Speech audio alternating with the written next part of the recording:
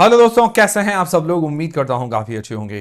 तो दोस्तों अभी एक दो दिन बाहर था, इसलिए आपको एक दो दिन प्रॉपर वीडियोस नहीं मिल पाए, जैसे गाजा आईपीओ का फाइनल अपडेट वगैरह, बाकी ऑगमाउंट आईपीओ के एंकर लिस्ट और जो लेटेस्ट अपडेट वगैरह होते हैं वो नहीं मिल पाए। बाकी मैंने रिव्यू वाला वीडियो जो है वो सारे लगभग प्रोवाइड करवा दिए थे ऑगमाउंट गोल्ड तक। ठीक है, तो आज के इस वीडियो के अंदर क्या है कि जो ललित आईपीओ हॉरिजन आईपीओ का अलॉटमेंट स्टेटस आ चुका है, उसकी लिस्टिंग की स्ट्रैटेजी जानेंगे। फिर गाजा आईपीओ का सब्सक्रिप्शन वगैरह फुल हो गया था, उसका अलॉटमेंट चांसेस वगैरह, अलॉटमेंट वगैरह जानेंगे। और ऑगमाउंट आईपीओ की एंकर लिस्ट जानेंगे और टेमसेंस आईपीओ के बारे में भी लेटेस्ट अपडेट लेंगे। उसका फाइनल अपडेट का वीडियो कल तक मिलेगा। बाकी जो आईपीओस हैं, मंडे को ओपन होने वाले हैं 3 आईपीओस, उनकी एंकर लिस्ट भी कल वाले वीडियो के अंदर डिस्कस करेंगे, क्योंकि नहीं तो वीडियो लंबा हो जाएगा। तो ये सारी चीज़ें आज की तारीख में डिस्कस करेंगे इस वीडियो के अंदर। वीडियो शुरू करने से पहले टेलीग्राम, इंस्टाग्राम, व्हाट्सएप, फेसबुक सबकी लिंक डिस्क्रिप्शन के अंदर ज्वाइन कर लीजिए, ताकि छोटा मोटा बड़ी जानकारी मिलती रहे। और वीडियो के अंदर मैं सारी चीज़ें क्लियर करूंगा। डिसीजन आपको अपनी रिस्क, अपना एनालिसिस लगा के बनाना है। मेरी तरफ से कोई बाय सेल का रिकमेंडेशन नहीं है। तो मैं भी दोस्तों एक दो दिन के लिए माउंट आबू गया हुआ था। माउंट आबू हमारे इधर पास में हिल स्टेशन है, गुजरात वाले लोगों तो सबको पता ही है। वहाँ पर भी 3-4 सब्सक्राइबर्स मिले थे, बस रास्ते में ही हाथ वाथ मिलाया। और कमेंट करके ज़रूर बताइएगा कौन कौन मिले थे मुझे।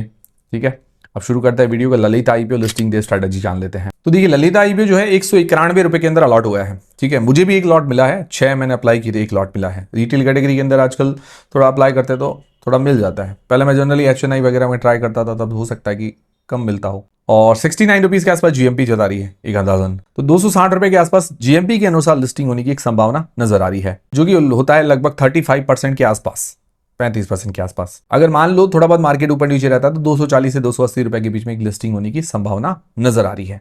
ठीक है, अब देखते हैं कल की तारीख में डिमांड वगैरह, मतलब मंडे को डिमांड कैसी रहती है। अब लिस्टिंग डे पर स्ट्रैटेजी क्या होनी चाहिए। ठीक है, तो 25 से लेकर 40% तक का एक उम्मीद है कि इतना लिस्टिंग मिल सकता है। तो लिस्टिंग डे पर स्ट्रैटेजी क्या होनी चाहिए। तो देखिए, स्ट्रैटेजी मैंने आपको कहा, अगर आपने जो स्ट्रैटेजी मैंने लॉन्ग टर्म के लिए फिक्स है तो लॉन्ग टर्म के लिए, शॉर्ट टर्म के लिए फिक्स है तो शॉर्ट टर्म के लिए।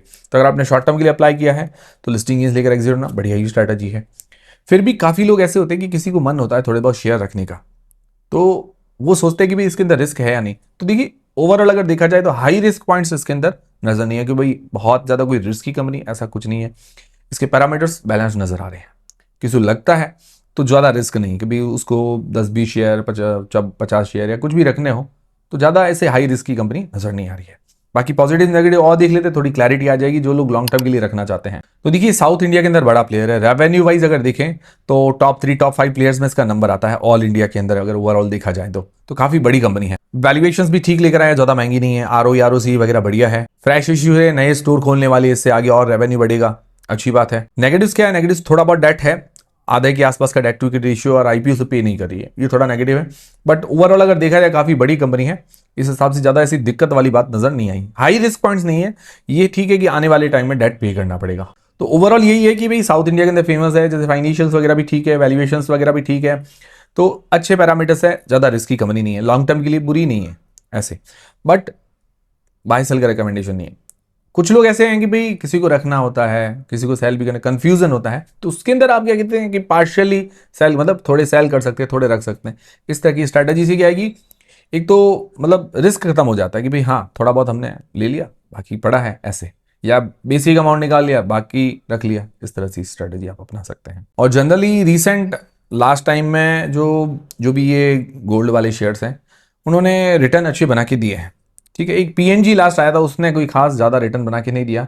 बाकी लगभग सैनको वगैरह जैसे कल्याण है, इन्होंने रिटर्न बनाए, बाद में किसी ने बनाए तो रिटर्न वगैरह अच्छी दी है। ये चीज़ है।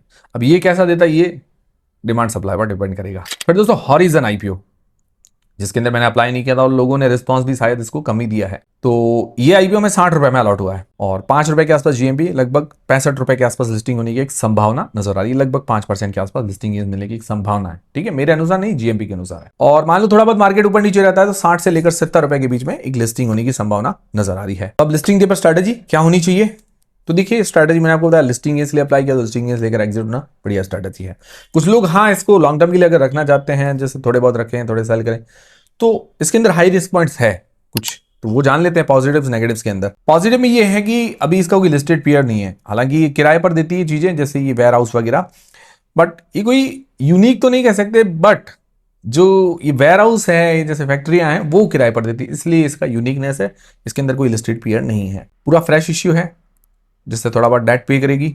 प्राइस बैंड और प्राइस टू बुक अगर इसका देखें तो वैल्यूएशंस ठीक लग रही है, मतलब ज्यादा महंगी नहीं है। प्रमोटर की होल्डिंग भी 75% के आसपास रहेगी आईपीओ के बाद भी। नेगेटिव्स क्या, नेगेटिव्स एक तो चीज है कि कंपनी लॉस के अंदर है, ये बड़ा नेगेटिव है। दूसरा डेट थोड़ा ज्यादा है, तो ओवरऑल ये दो रिस्क थोड़े बड़े हैं, मतलब भारी रिस्क है, ये चीज है। तो लॉन्ग टर्म के लिए थोड़े रिस्की पॉइंट्स नजर आ रहे हैं। बाकी आप लोग क्या करने वाला, इसको होल्ड करेंगे, सेल करेंगे, कमेंट करके जरूर बताइएगा। पर्सनली मैंने इस आईपीओ में अप्लाई नहीं किया। फिर दोस्तों सनशाइन पिक्चर्स आईपीओ जिसका अलॉटमेंट स्टेटस वगैरह आ चुका है, बिग शेयर की वेबसाइट पर चेक नहीं किया तो कर लीजिए। जीएमबी लगभग 15% के आसपास है, 54 रुपए पर शेयर। डिमांड अभी थोड़ी सी कम हुई है, ठीक है, पहले शुरुआत में थोड़ी बढ़ी थी बीच में, ये जनरली होता है, जीएमबी फेक वगैरह होती है। मैंने आपको कहा था 10 से 15% ही मान के चलना, मैंने क्लियर किया भी था सनशाइन के अंदर। संकेत ज्वेलर्स के आईपीओ का अलॉटमेंट स्टेटस भी आ चुका है की फिनटेक की वेबसाइट पर। इसकी जीएमबी 2% के आसपास है, 2 रुपए पर शेयर। डिमांड काफी कम है, अब देखते हैं लिस्टिंग वगैरह कैसी होती है। लिस्टिंग डे स्ट्रेटेजी वाला वीडियो कल तक आपको मिल जाएगा। फिर दोस्तों गाजा आईपीओ के अंदर अप्लाई करने के लिए आखिरी दिन था फ्राइडे को। अब इसके अंदर सब्सक्रिप्शन कैसा मिला, अलॉटमेंट स्टेटस, अलॉटमेंट चांसेस, सारी चीजें जानते हैं। तो टोटली 31 टाइम्स टोटल सब्सक्राइब हुआ है, ठीक है, ओवरऑल बढ़िया सब्सक्रिप्शन ही कह सकते हैं। टोटल लगभग आपके देखा जाए तो 12,000 करोड़ रुपए के आसपास लगे, जिसके अंदर क्यूआईबीज ने लगभग 5,000 करोड़ रुपए, एनआईएस ने लगभग 5,000 करोड़ रुपए के आसपास लगाया पैसा, ठीक है।